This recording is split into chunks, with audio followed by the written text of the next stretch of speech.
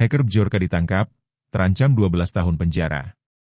Direktorat Reserse Siber Polda Metro Jaya menangkap pria berinisial WFT, 22, asal Kakas Barat, Minahasa, Sulawesi Utara, Sulut, yang diduga hacker Bjorka, dan telah meretas 4,9 juta data nasabah bank. WFT kini telah ditahan.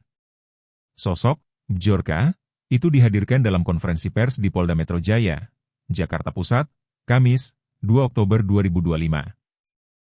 Pria tersebut tampak mengenakan baju tahanan warna oranye dan masker saat dibawa ke ruang konferensi pers. WFT yang mengaku sebagai hacker Bjorka dan meretas 4,9 juta data nasabah bank itu sudah mengarungi dark web sejak tahun 2020. Pelaku kita ini bermain di dark web tersebut, di mana di dark web tersebut yang bersangkutan sudah mulai mengeksplore sejak tahun 2020, kata Wakil Direktur Siber Direktorat Siber Polda Metro Jaya, AKBP Fian Yunus, Kamis, 2 Oktober 2025. Fian mengungkapkan, WFT beberapa kali mengubah username miliknya dari Bjorka menjadi Skywave, Shinhunter hingga terakhir Opposite 6890 pada Agustus 2025. Dia melakukan itu untuk mengelabui aparat. Download Tribun X sekarang, menghadirkan lokal menjadi Indonesia.